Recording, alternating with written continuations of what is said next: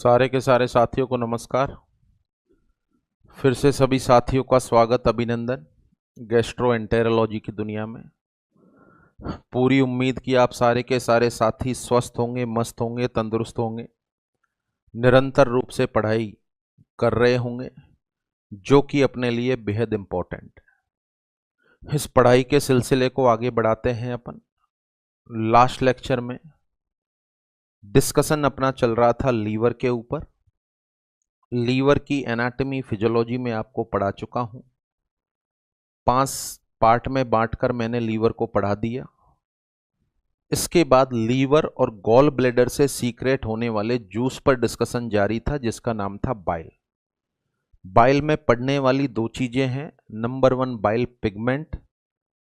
वैसे तो शरीर में यह कोई काम नहीं आता, बट आपके एग्जाम में बहुत काम आता है।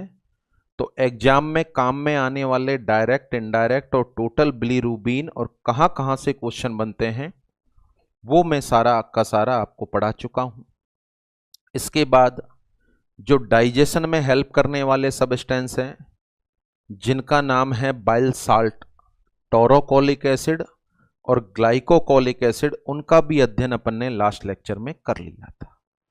तो अल्टीमेटली लीवर और गॉल ब्लैडर से सीक्रेट होने वाले बाइल का अध्ययन अपन कर चुके हैं। अब चूंकि लीवर गॉल ब्लैडर कंप्लीट हो गया, तो लास्ट में परंपरा निभाते हुए लास्ट टॉपिक जान लें आप, जिसका नाम है फंक्शन ऑफ लीवर। अपन ने स्टोमक पढ़ा, लास्ट टॉपिक था फंक्शन ऑफ स्टोमक। अपन ने पेनक्रियाज पढ़ा, लास्ट टॉपिक था फंक्शन ऑफ पेनक्रियाज। अब अपन ने लीवर पढ़ा है, तो लीवर से संबंधित लास्ट टॉपिक होगा अपना फंक्शन ऑफ लीवर। बताएं, सोचें आप क्या क्या काम करता है लीवर। यदि मैं आपसे कहूं कि liver perform the secretary function, liver secretion का काम करता है, क्या आंसर आ रहा है आप साथियों के दिमाग में, यस और नो?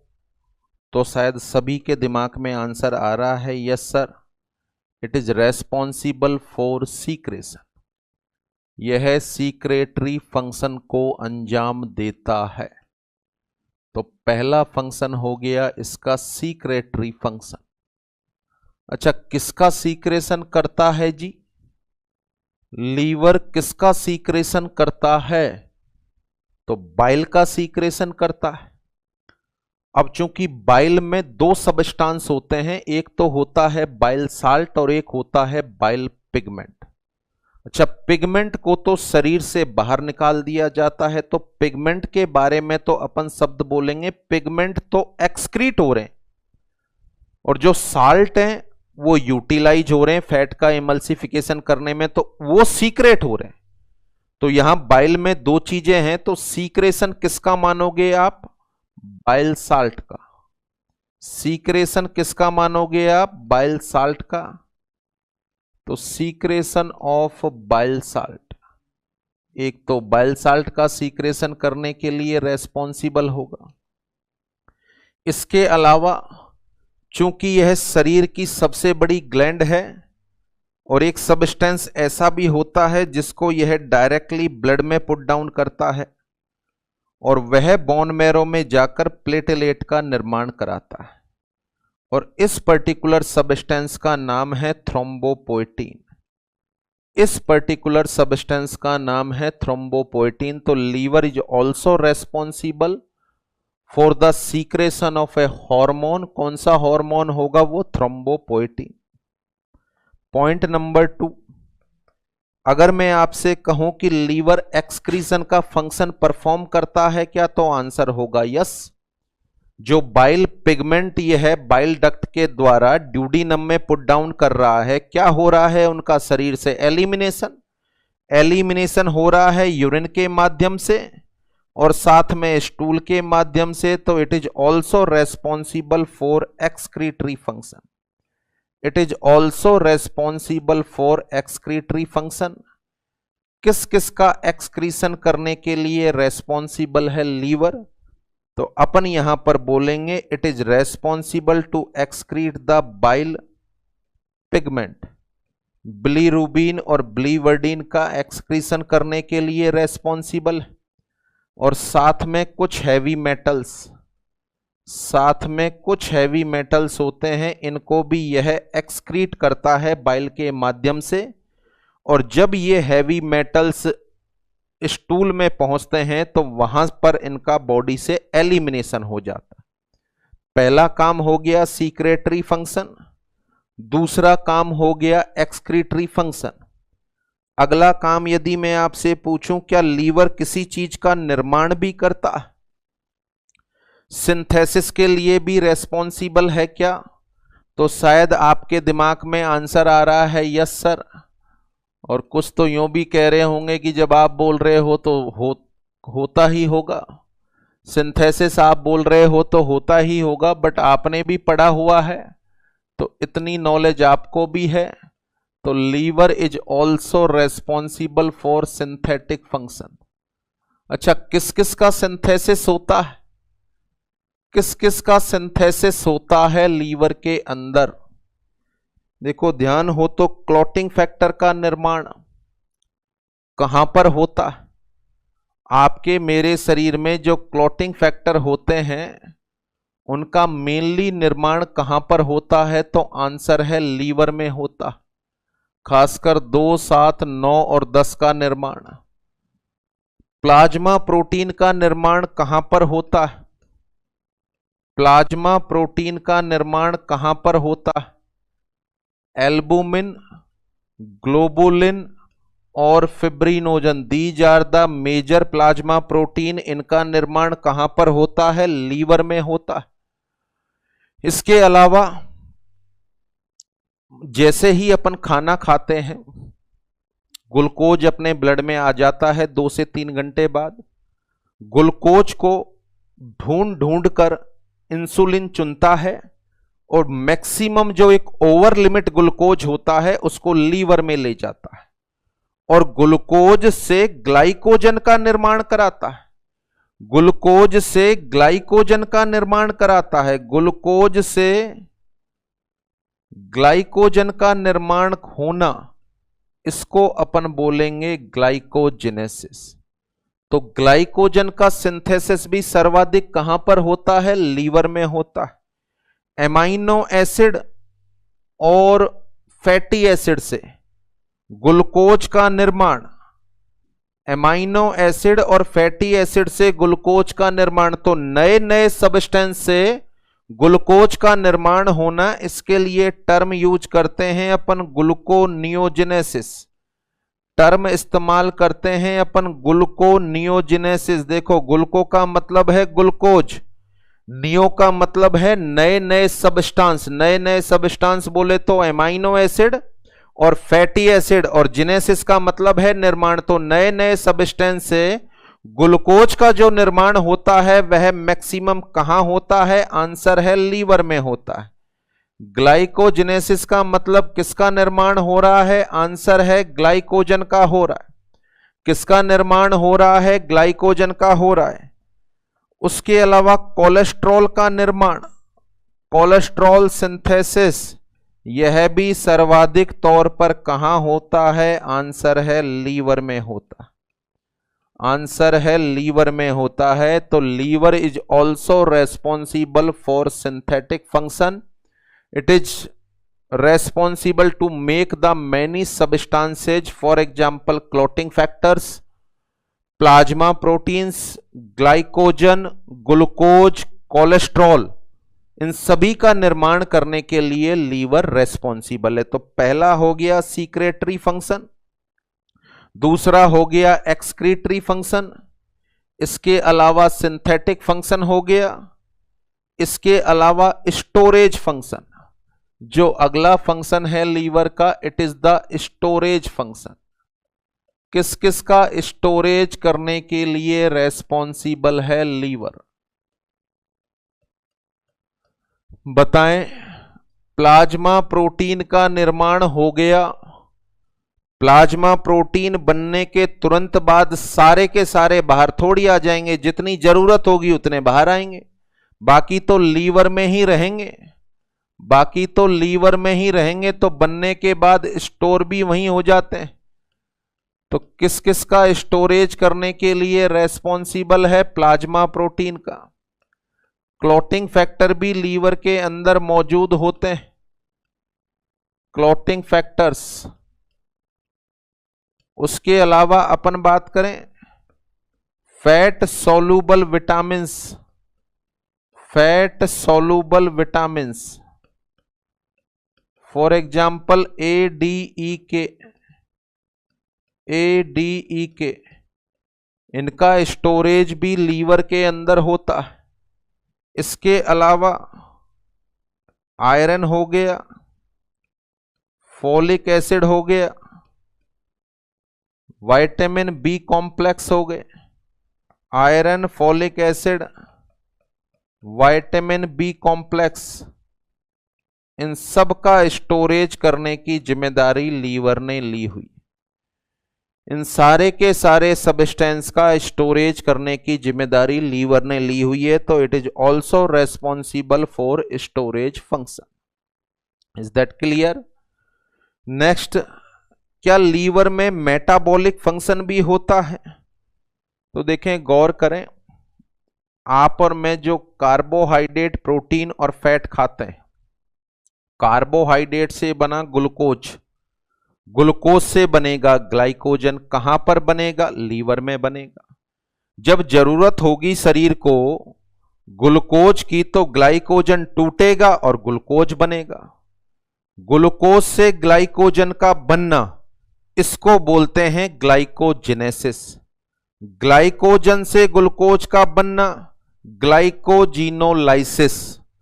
ग्लाइकोजिनोलाइसिस, ग्लाइकोजन टूटकर ग्लूकोज बना रहा है। ये भी कहां होगा? लीवर में। ये तो बात हुई कार्बोहाइड्रेट की। प्रोटीन में जो आप खाते हैं उससे जो एमाइनो एसिड मिलते हैं वो सीधे लीवर में पोर्टल वेन के द्वारा ट्रांसपोर्ट होते हैं। उन एमाइनो एसिड एक तरीके से वह कच्चा मटेरियल है और अलग अलग तरह की प्रोटीन का निर्माण लीवर में होगा। फिर किसी का डिसोसिएशन होना है तो भी लीवर में होगा। फिर जो फैट आप खाते हैं उससे फैटी एसिड बनते हैं, वो फैटी एसिड लीवर में आकर ही दूसरे कंपोनेंट के अंदर कन्वर्ट होते हैं। तो चाहे कार्बोहाइड्रेट का मेटाबॉलिज्म हो, फैट का मेटाबॉलिज्म हो या प्रोटीन का मेटाबॉलिज्म हो, इनका टोटली मेटाबॉलिज्म करने के लिए रेस्पॉन्सिबल ऑर्गन होता है लीवर। तो यहां नेक्स्ट फंक्शन के बारे में अपन बात करें तो it perform the metabolic function. It perform the metabolic function. अच्छा, किसका मेटाबॉलिज्म होगा? कार्बोहाइड्रेट, प्रोटीन और फैट का। ग्लूकोज से ग्लाइकोजन का निर्माण होना है तो लीवर में होगा। ग्लाइकोजन से ग्लूकोज का निर्माण होना है तो लीवर में होगा। कोलेस्ट्रॉल का निर्माण होना है तो लीवर में होगा। एमाइनो एसिड से किसी भी तरह की प्रोटीन का निर्माण होना है तो मैक्सिमम प्रोटीन का निर्माण भी लीवर में होगा। तो इन सारे के सारे सब्सटेंस का मैक्सिमम मेटाबॉलिज्म करने के लिए रेस्पॉन्सिबल होता है लीवर। तो liver is responsible for maximum metabolism of carbohydrate, protein and fat.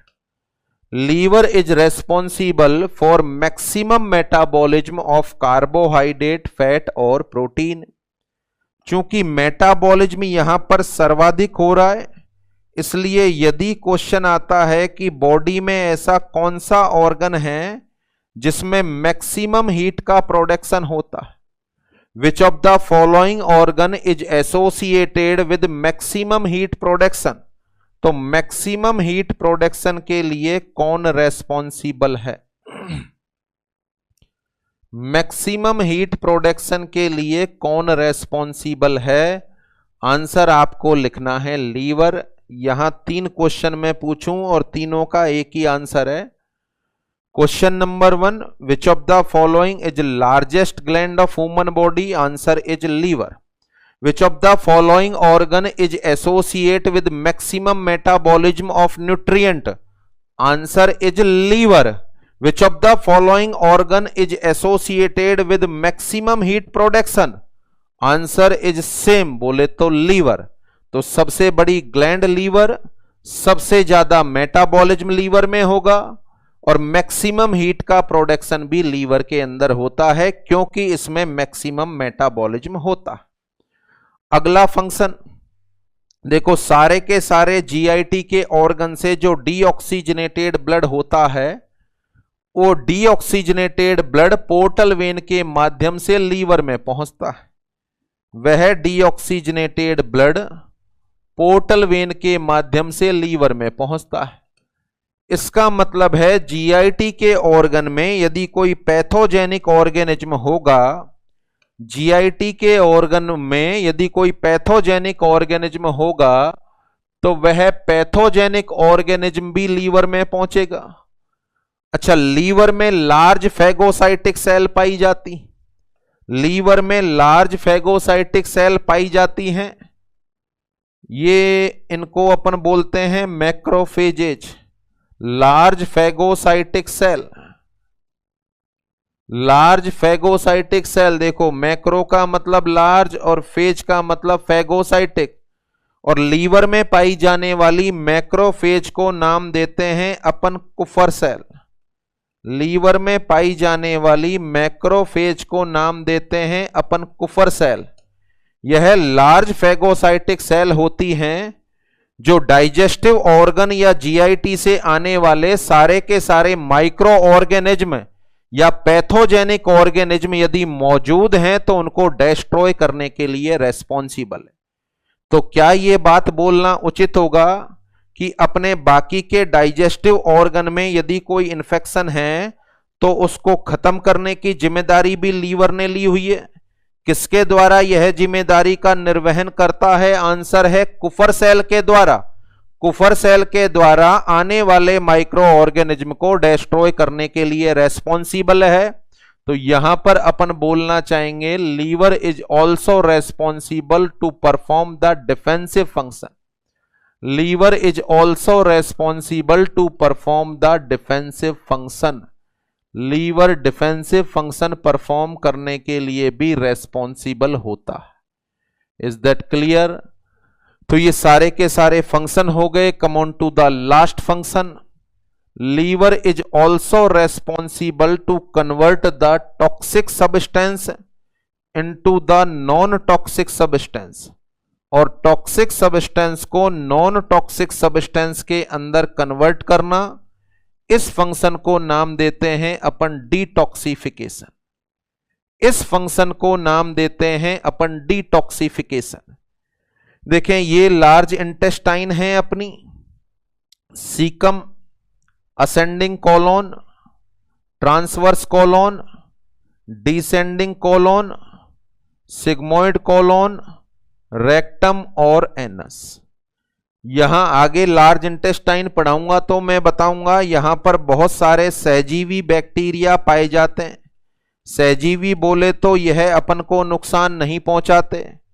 ये बैक्टीरिया जब स्टूल या फीकल मटेरियल पर एक्शन करते हैं तो एक गैस का प्रोडक्शन होता है, खासकर एमाइनो एसिड से, और उस गैस का नाम है अमोनिया। क्या नाम है? अमोनिया। अमोनिया चूंकि टॉक्सिक होती है, अब सोचो लार्ज इंटेस्टाइन में इंफीरियर मीजेंट्रिक वेन ब्लड को वापस लेकर जाती है। लार्ज इंटेस्टाइन से कौन सी वेन है जो ब्लड को वापस लेकर जाती है? आंसर है इंफीरियर मीजेंट्रिक वेन। अच्छा, इंफीरियर मीजेंट्रिक वेन कौन सी वेन में ओपन होती है? पोर्टल वेन में। पोर्टल वेन कहां पर ओपन होगी? सभी को पता है, लीवर में। तो इसका मतलब यह है अमोनिया का निर्माण तो कहां पर हो रहा है? लार्ज इंटेस्टाइन में।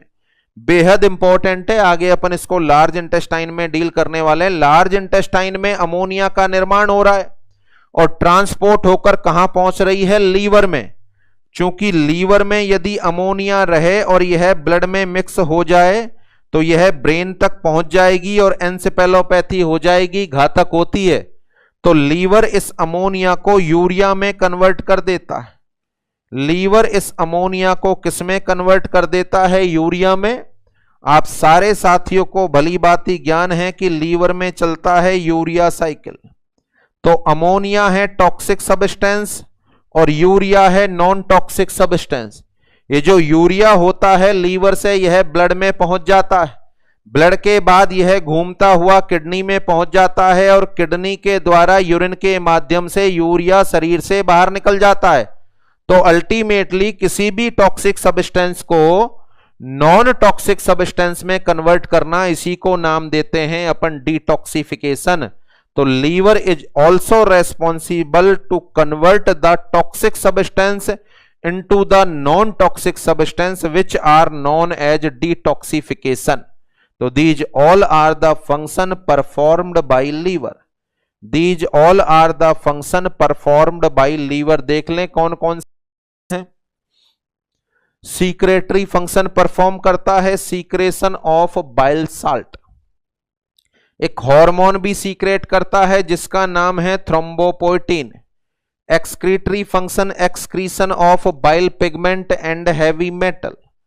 अगला सिंथेटिक फंक्शन, बहुत सारे सब्सटेंस का निर्माण कराता है। Clotting factor, plasma protein, glycogen, नए नए सब्सटेंस से ग्लूकोज और कोलेस्ट्रॉल का निर्माण भी होता है। Storage function, plasma protein, clotting factor, fat soluble vitamin A, D, E, K, vitamin B complex, iron और फॉलिक एसिड। आयरन का स्टोरेज फेरिटीन फॉर्म में होता है जो लीवर में होता है। मैक्सिमम मेटाबॉलिज्म कार्बोहाइड्रेट, प्रोटीन और फैट के लिए रेस्पॉन्सिबल होता है। मैक्सिमम मेटाबॉलिज्म होने की वजह से लीवर ही वह ऑर्गन है जिसमें मैक्सिमम हीट का प्रोडक्शन होता है। और उसके अलावा defensive function, the defensive function of liver are performed by Kupffer cell which are the large phagocytic cell and it is also responsible to perform the function of detoxification। बोले तो toxic substance को non toxic substance में बदलने के लिए responsible होता है liver. Is that clear? तो these all are the function of liver. तो ये 4 पोर्शन अपने कंप्लीट होते हैं। कौन कौन से पोर्शन हैं जिनके बारे में चर्चा कर चुके हैं अपन? देखिए, portion number 1 oral cavity.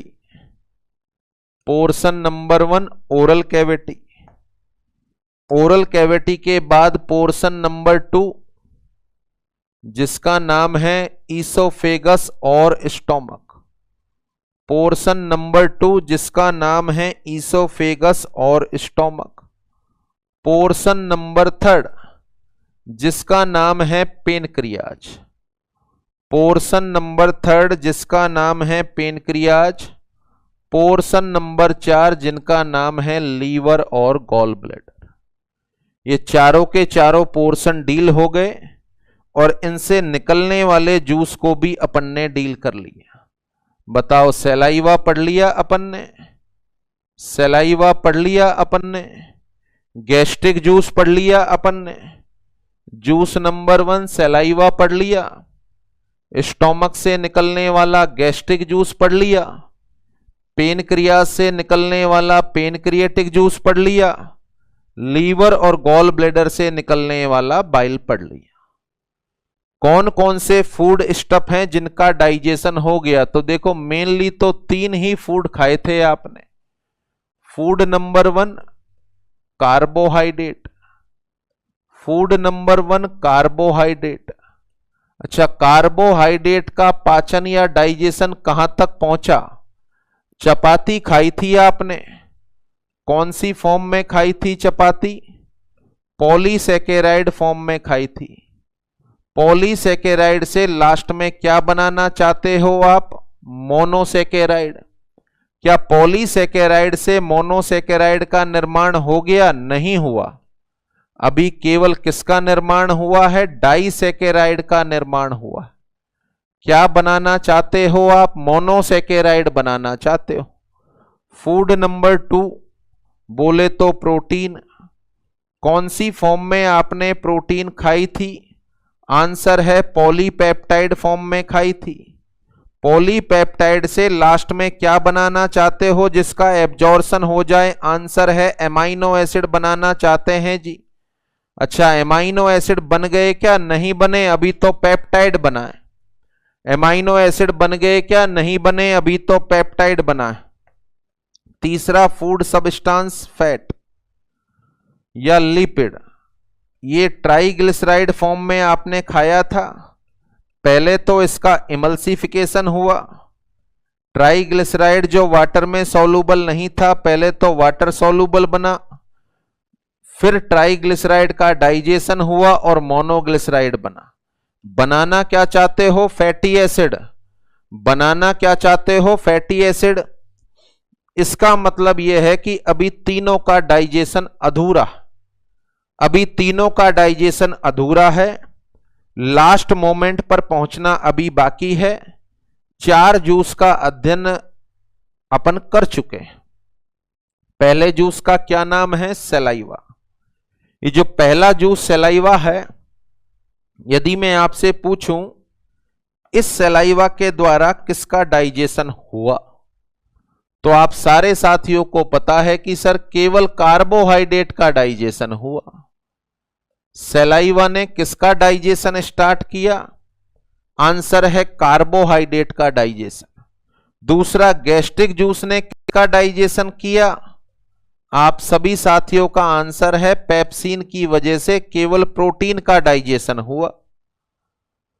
Liver से किसका डाइजेशन हुआ? आंसर है किसी का नहीं हुआ।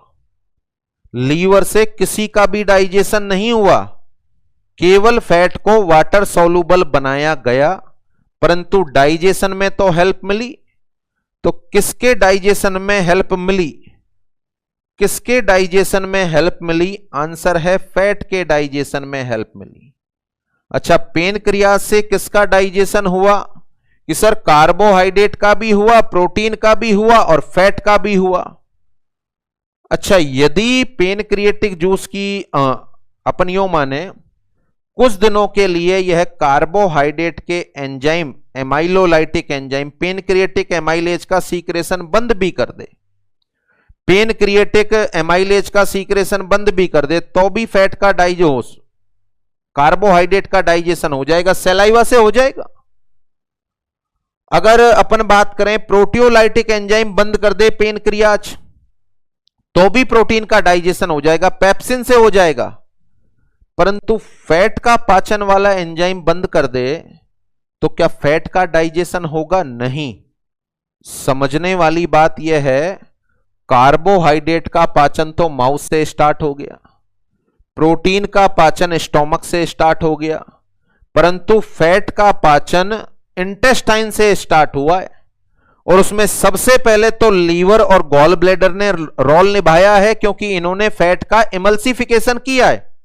और उसके बाद इमल्सिफाइड फैट को डाइजेस्ट करने के लिए पेनक्रियाज से पेनक्रिएटिक जूस निकला। इसका मतलब यह है कि अभी तक जो पोर्शन अपन ने पढ़ा है, उस पोर्शन में मैं आपसे पूछना चाहूंगा कि फैट का डाइजेशन करने में क्या ओरल कैविटी का कोई रोल है? नहीं। क्या स्टोमक ईसोफेगस का कोई रोल है? नहीं। क्या लीवर गॉल ब्लैडर का कोई रोल है? यस। क्या पेनक्रियाज का कोई रोल है? यस। इसका मतलब है आप और मैं जिस फैट को खाते हैं, उस फैट के पाचन की जिम्मेदारी कौन कौन से ऑर्गन ने ली हुई है? उस फैट के पाचन की जिम्मेदारी कौन कौन से ऑर्गन ने ली हुई है? आंसर है कि सर लीवर ने, गॉल ब्लैडर ने और पेनक्रियाज ने। लीवर ने, गॉल ब्लैडर ने और पेनक्रियाज ने। लीवर और गॉल ब्लैडर से क्या सीक्रेट होता है? बाइल। और पेनक्रियाज से क्या सीक्रेट होता है? Pancreatic juice. अच्छा, इनका जो सीक्रेशन की वैल्यू है कि ये 1000 ml होंगे, 500 ml होंगे, 1500 ml होंगे, वो शायद इस पर भी डिपेंड करता है कि कितना फैट खाया है आपने। यदि आप ज्यादा फैट खाओगे तो इनका सीक्रेशन ज्यादा होगा, और कम फैट खाओगे तो इनका सीक्रेशन कम होगा। Is that clear? यहां पर मैं समझाना ये चाह रहा हूं आपको कि आप और मैं जिस फैट को खाते हैं, उस फैट के डाइजेशन की जिम्मेदारी किसने ली हुई है? उस फैट के डाइजेशन की जिम्मेदारी किसने ली हुई है? तो ओरल कैविटी ने तो नहीं ली हुई है। ओरल कैविटी की तो कोई जिम्मेदारी नहीं है, स्टोमक की भी कोई जिम्मेदारी नहीं है। किस किस की जिम्मेदारी है फिर? लीवर की, गॉल ब्लैडर की और पेनक्रियाज की। लीवर की, गॉल ब्लैडर की और पेनक्रियाज की, इनकी जिम्मेदारी है फैट का पाचन करने की। ये तो इमल्सिफिकेशन करेंगे दोनों और ये फैट का डाइजेशन करेगा। अब यदि किसी इंसान में लीवर की तबीयत खराब है, गॉल ब्लैडर बीमार है या पेनक्रियाज बीमार है, तो देखो अपने जीआईटी के ऑर्गन में भी बहुत अच्छी खासी रीजनरेशन की पावर होती। अगर आप इनको पूरा रेस्ट करने का मौका दें तो अपने आप हीलिंग हो जाएगी, अपने आप हीलिंग हो जाएगी। इनके हीलिंग की कोई दवाई भी नहीं बनी, इनके हीलिंग की कोई दवाई भी नहीं बनी। दुनिया में कोई ऐसी दवाई का नाम आप सोच के बता दो जो लीवर को ठीक करती हो। बताओ, लीवर को ठीक करने वाली कोई दवाई बनी है क्या? नहीं बनी। सिम्टोमेटिक इलाज चलता है। जब पी लिया होता है तो 8-10 दिन 12 दिन में अपने आप स्वतः ही ठीक होता है। लीवर को सही करने वाली कोई दवाई बनी ही नहीं, पेनक्रियाज को सही करने वाली कोई दवाई बनी नहीं। अपना उद्देश्य सिर्फ यह है कि जब ये ऑर्गन बीमार हैं, जब ये तीनों ऑर्गन बीमार हैं, बोले तो इल हैं, अपना मकसद होना चाहिए कि इनको रेस्ट कराओ। अच्छा, इनको रेस्ट कैसे करा सकते हैं? इनसे सीक्रेशन कम करा दो, इनसे सीक्रेशन कम करा दो।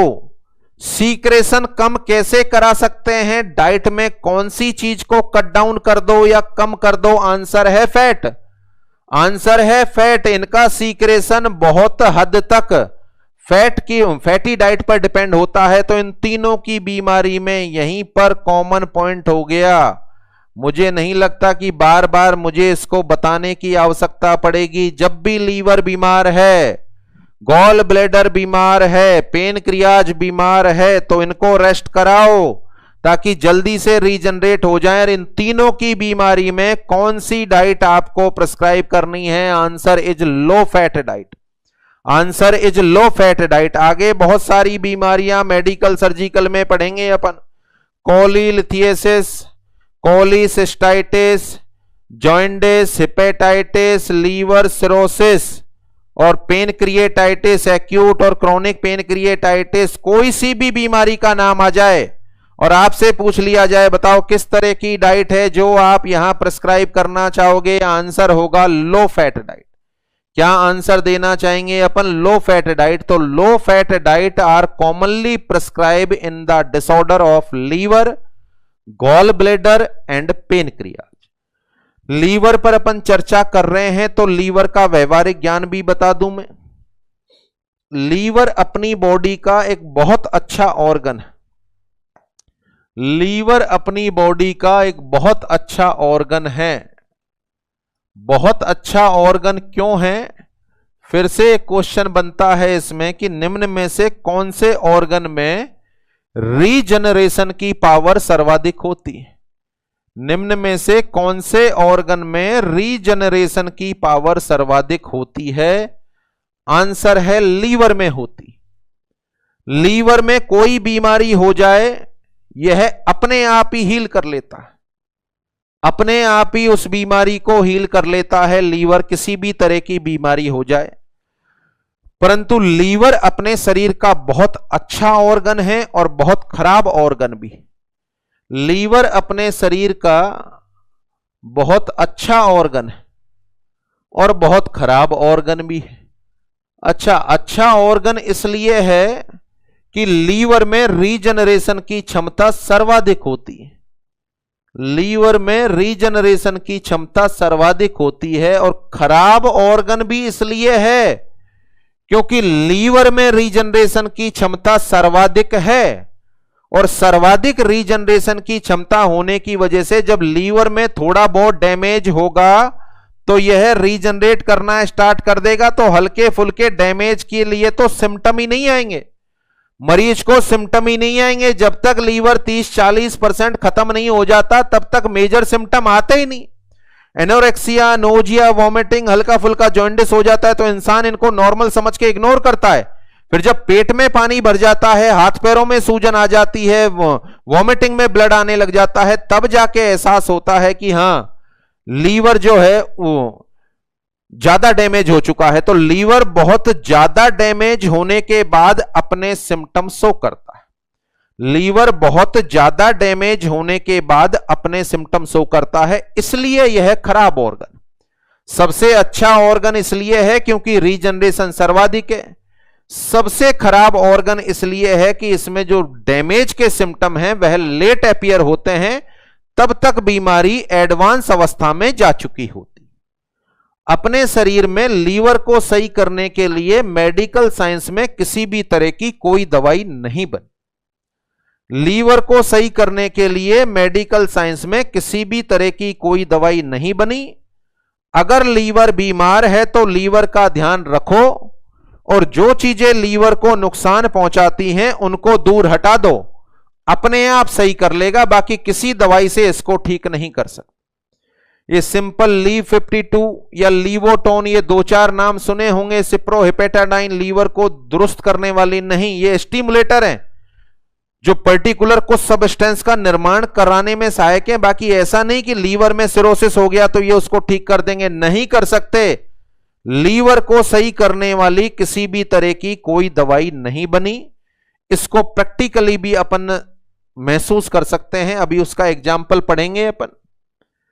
लीवर यदि खराब हो जाए किसी इंसान का, लीवर यदि खराब हो जाए किसी इंसान का तो क्या करना चाहिए या कौन कौन सी सावधानियां रखनी चाहिए, ये सारा मैटर मैं इसलिए डील कर रहा हूं कि जब मैं आपको बीमारी पढ़ाऊंगा तो मुझे ये सारे पॉइंट बताने नहीं पड़ेंगे, पहले से आपके दिमाग में फिक्स हो जाए।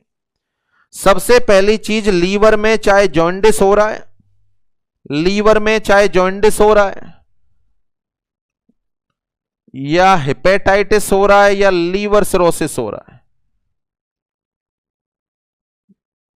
जॉन्डिस हो रहा है, हेपेटाइटिस हो रहा है या लीवर सिरोसिस हो रहा है, तो पहला काम आपको क्या करना है? सबसे पहला काम, डाइट में कौन सी चीज कम कर दो? आंसर है लो फैट डाइट। डाइट में कौन सी चीज कम कर दो? आंसर है लो फैट डाइट। फैट को कम कर देंगे अपन। पॉइंट नंबर 2, उस इंसान से बोल दिया जाएगा कि अल्कोहल आपके लिए पॉइजन है, आपको अल्कोहल का इस्तेमाल नहीं करना है। Complete avoidance of alcohol, complete avoidance of alcohol, alcohol का इस्तेमाल नहीं करना।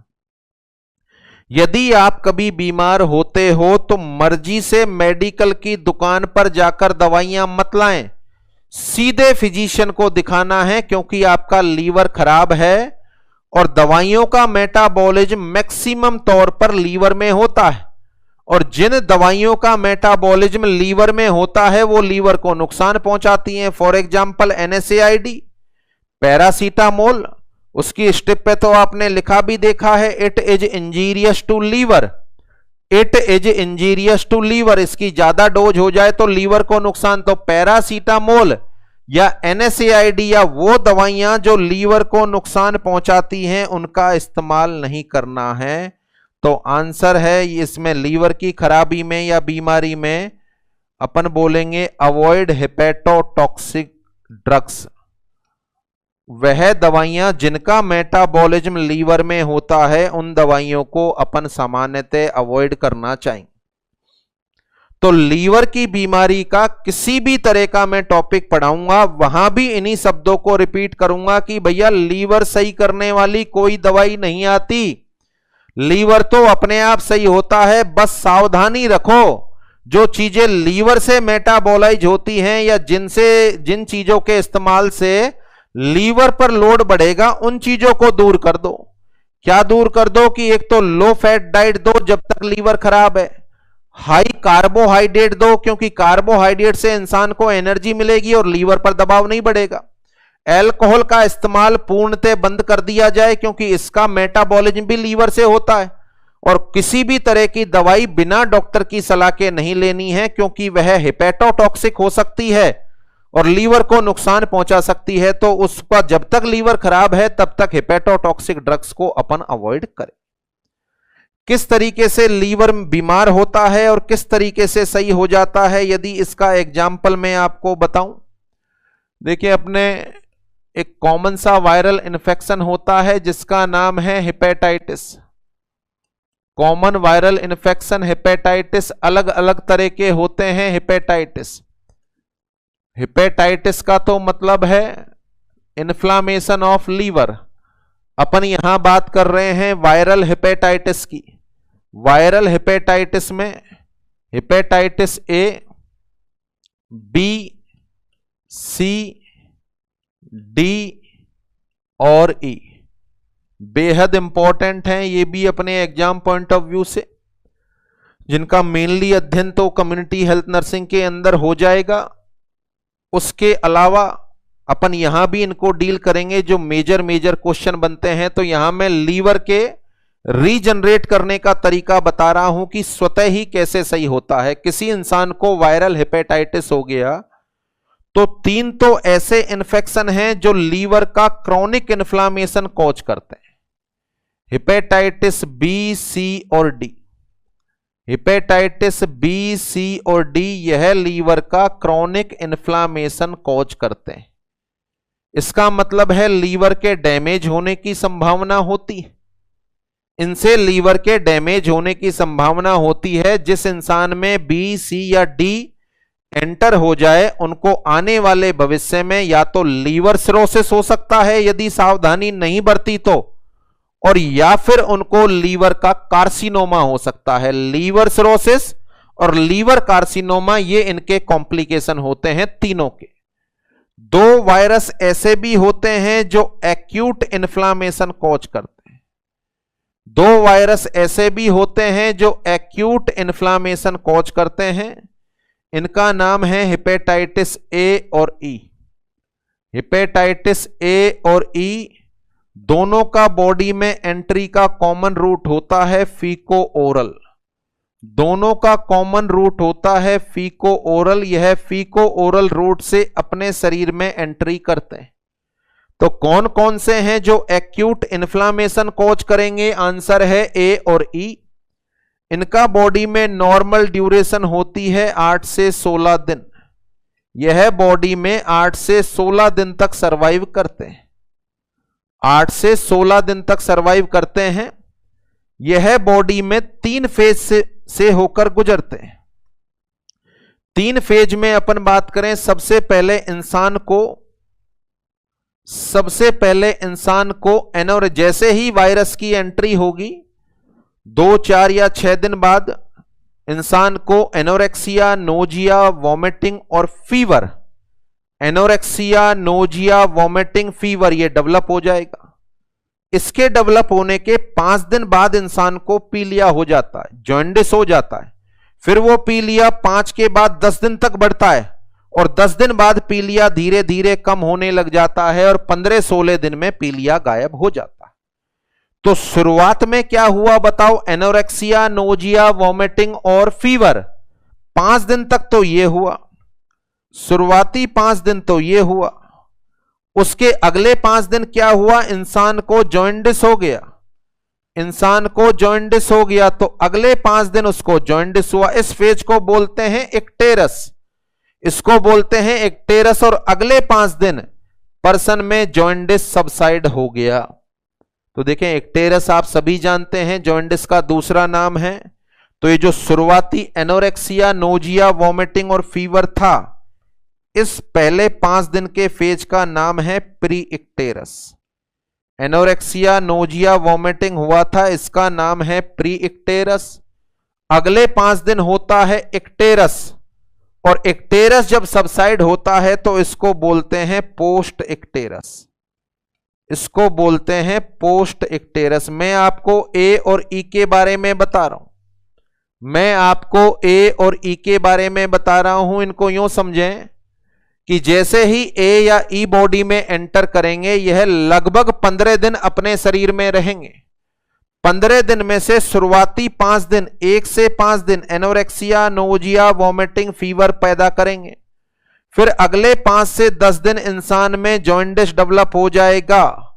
फिर नेक्स्ट के 10 से 15 दिन यह जॉन्डिस सबसाइड हो जाएगा और 15 दिन में यह स्वतः ही ठीक हो जाएगा। देखो, ये दोनों के दोनों वायरस, शायद कभी आपका भी पाला इनसे पड़ा होगा, हो सकता है बचपन में।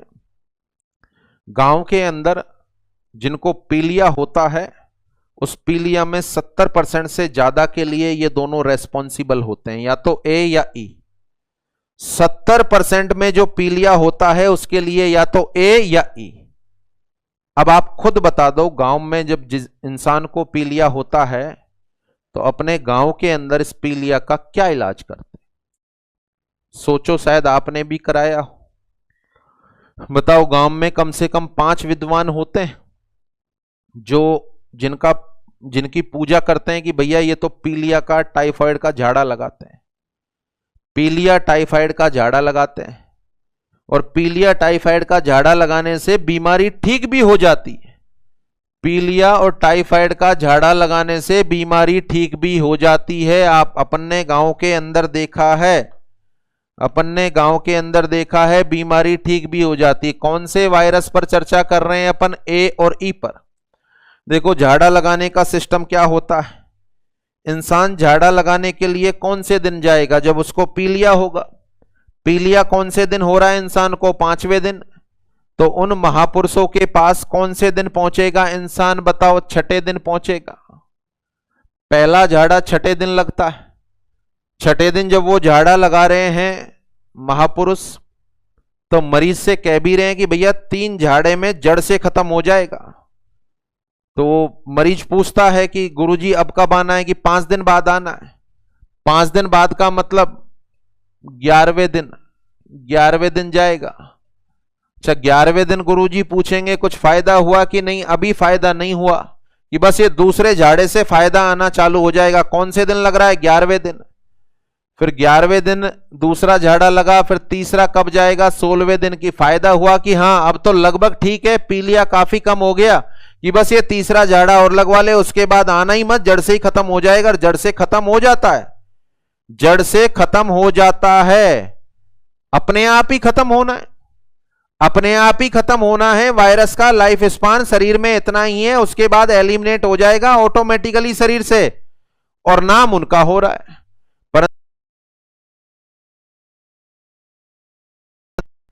वह सलाह के रूप में मेडिकल सलाह भी देते हैं। जब यहां पर झाड़ा लगवाने जाता है इंसान, तो उसको सलाह देते हैं। पहली सलाह देखें, देसी वर्ड में बता रहा हूं, पीली चीजों से दूर रहना है। अपने खाने में पीली चीज तो बिल्कुल नहीं खानी है। पीलिया हो रहा है, पीलिया हो रहा है, पीली चीज खाएगा तो और ज्यादा बढ़ेगा, तो पीली चीजों को अवॉइड करो। खाना क्या है? गन्ने का जूस। गन्ने का जूस आपको पीना है। डाइट में क्या क्या लेना है? गन्ने का जूस आपको पीना है। भुने हुए चने खाने, भुने हुए चने खाने। अच्छा, और क्या खाना है? व्हाइट वाले रसगुल्ले खाने, व्हाइट वाले रसगुल्ले खाने। इसके अलावा चपाती खा सकते हो 1-2 छाछ के साथ। घी तो बिल्कुल नहीं लगाना है। चपाती भले से खा लो, बट चपाती में घी बिल्कुल नहीं होना चाहिए। देखो, महापुरुष ने बीमारी को ठीक कर दिया, पर यहां मेडिकल साइंस भी उसने इस्तेमाल की। पीली चीजें क्या होती हैं बताओ? सब्जी जो आप और मैं खाते हैं, नमकीन जो आप और मैं खाते हैं, कचौरी, समोसे, पकौड़ी। किस तरह की डाइट है ये? जितने मैंने नाम लिए हैं किस तरह की डाइट हैं? तो सारी की सारी कैसी डाइट हैं बताओ? सारी की सारी कैसी डाइट हैं? High fat diet, high fat diet. तो फैट नहीं लेना है, घी बिल्कुल बंद करा दिया। बताओ कैसी डाइट है? Fatty diet. गन्ने का juice, pure carbohydrate diet, pure carbohydrate diet के दिन में 3-4 गन्ने के जूस पिलाओ। भुने हुए चने प्रोटीन है, व्हाइट वाले रसगुल्ले कार्बोहाइड्रेट है, व्हाइट वाले रसगुल्ले कार्बोहाइड्रेट है। तो सलाह क्या दी इन भाई साहब ने? सलाह क्या दी इन भाई साहब ने ठीक करने के लिए? कि आप डाइट में हाई कार्बोहाइड्रेट खाओ और लो प्रोटीन खाओ। यानी सलाह ये दे दी कि डाइट में कार्बोहाइड्रेट तो लेना है ज्यादा और फैट लेना है कम। मरीज अपने आप ही ठीक हो जाएगा, मरीज अपने आप ही ठीक हो जाएगा। तो सारे साथियों को अनुभव रहा होगा, अपने गांव के अंदर पीलिया जब हो जाता है तो 50% लोग डॉक्टरी इलाज नहीं लेते और सीधे इनके पास जाकर इलाज कराते हैं। इनका इलाज कारगर भी होता है और सस्ता भी होता है।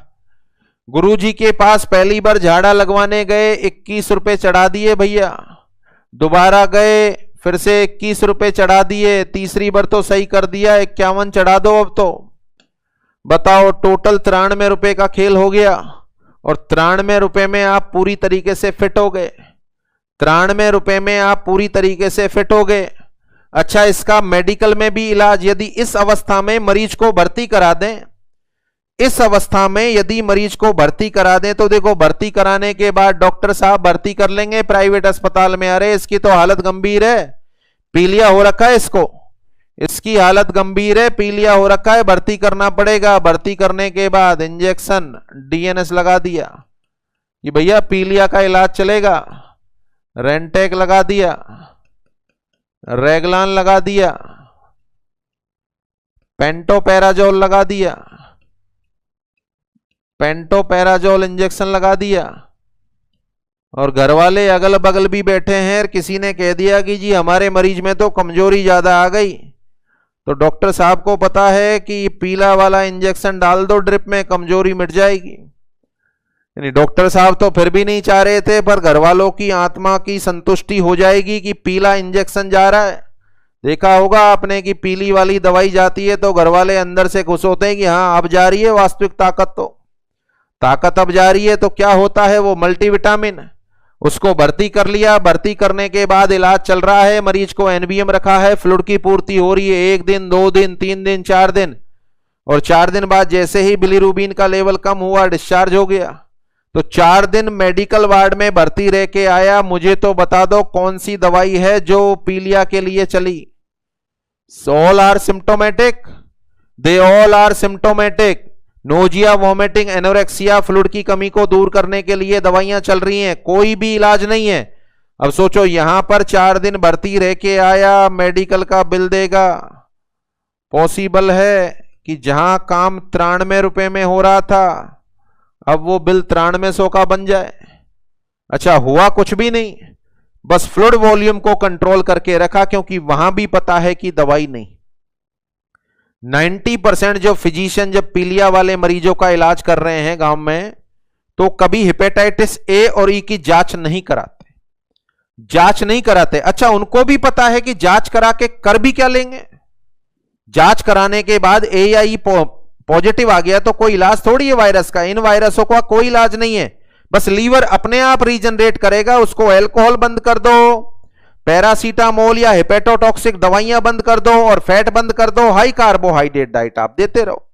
तो देखें, जिस चीज पर चर्चा कर रहे थे शायद वो चीजें समझ में आ गई। ये प्रैक्टिकल एग्जाम्पल मैंने आपको दिए हैं जो आपने निश्चित तौर पर महसूस किए होंगे और देखे भी होंगे। क्या बताना चाह रहा हूं, लीवर अपने शरीर का बहुत अच्छा ऑर्गन है, क्योंकि इसमें रीजनरेशन की पावर सर्वाधिक है। बहुत खराब ऑर्गन है, क्योंकि यह जब बीमार होता है तो इसके जो मेजर सिम्टम हैं वो लेट आते हैं। 30-40% लीवर खराब होगा तब जाकर इंसान के पेट में पानी भरेगा, एसाइटिस होगा, अदरवाइज तो एनोरेक्सिया, नोजिया, वॉमिटिंग रहेगा। तो अल्टीमेटली मीनिंग यह है, लीवर को सही करने वाली दवाई दुनिया में आज तक कोई नहीं बनी। लीवर अपने आप ही खुद को सही कर लेता है। बस लीवर बीमार है तो कुछ बातों में सावधानी रखो।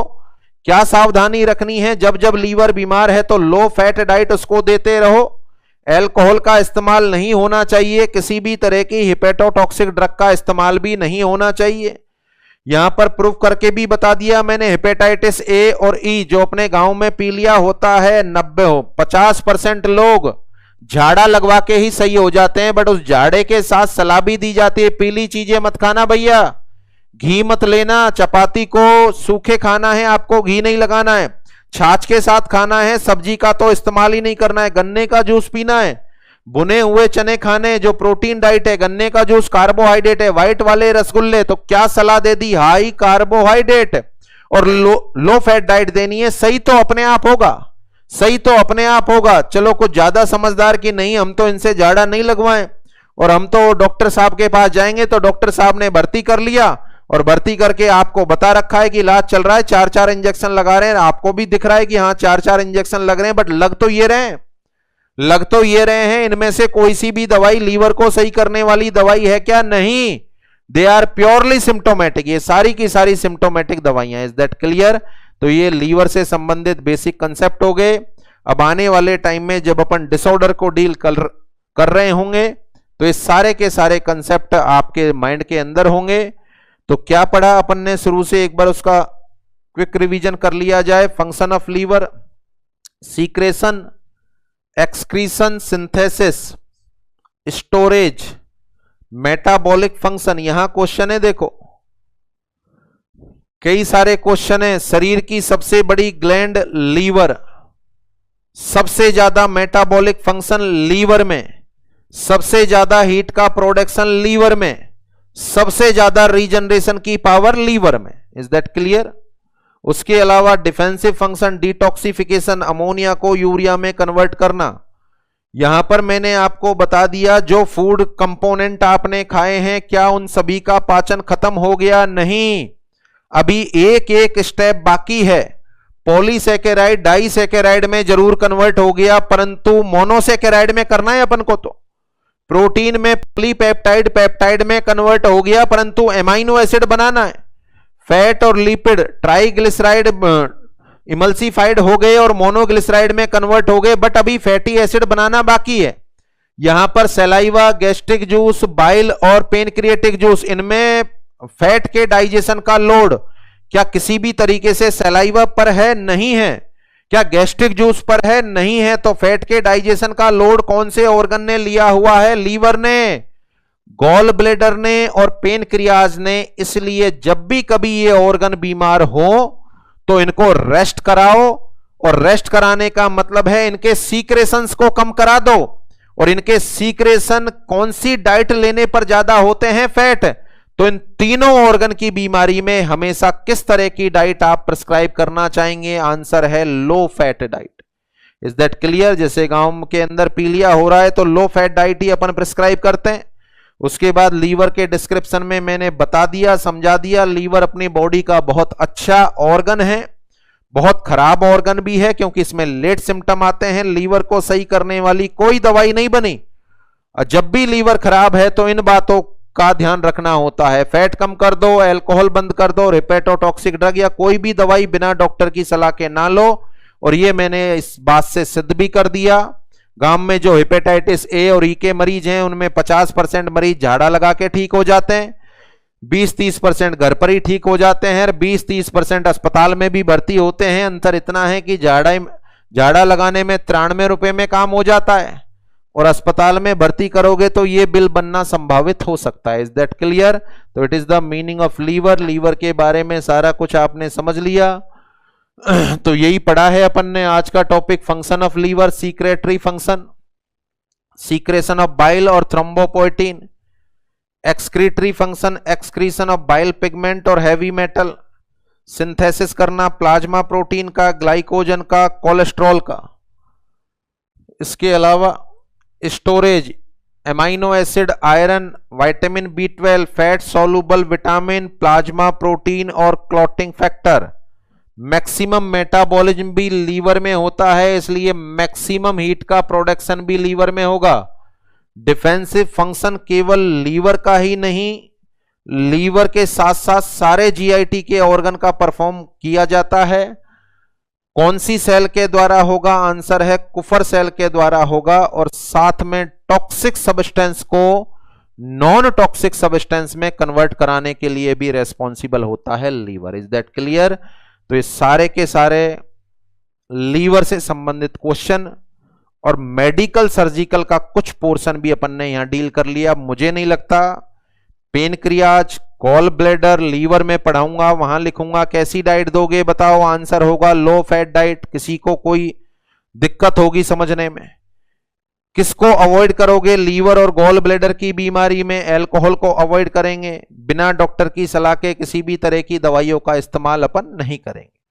तो इस तरीके से आपके टोटल 4 पोर्शन कंप्लीट हो गए और 4 जूस का भी अध्ययन अपन कर चुके हैं। कौन कौन से पोर्शन कंप्लीट हुए? नंबर 1 ओरल कैविटी और उससे निकलने वाला जूस जिसका नाम हो गया सलाइवा। नंबर 2 ईसोफेगस और स्टोमक और इससे निकलने वाला जूस हो गया गैस्ट्रिक जूस। नंबर 3 पेनक्रियाज और इससे निकलने वाला जूस हो गया पेनक्रिएटिक जूस। और number 4 liver and gall bladder और इनसे निकलने वाला जूस हो गया बाइल। कौन कौन से जूस में कौन कौन से एंजाइम होते हैं, कितनी पीएच होती है, कितना अमाउंट होता है, और पाए जाने वाले एंजाइम क्या फंक्शन करते हैं, ये टोटली अपन पढ़ चुके हैं। Is that clear? 6 पोर्शन शुरू से अपन बता रहे थे, 4 पोर्शन कंप्लीट हो गए, 2 पोर्शन बचे हैं जिनका नाम है small intestine and large intestine. तो नेक्स्ट लेक्चर में अपन डिस्कस करेंगे small intestine. Is that clear? तो आज के अभी के लिए इतना ही। पूरी उम्मीद की आपको सारा का सारा समझ में आया होगा। कल अपन फिर से मिलते हैं नेक्स्ट लेक्चर में और पढ़ेंगे स्मॉल इंटेस्टाइन। तो ओके, थैंक्स टू ऑल।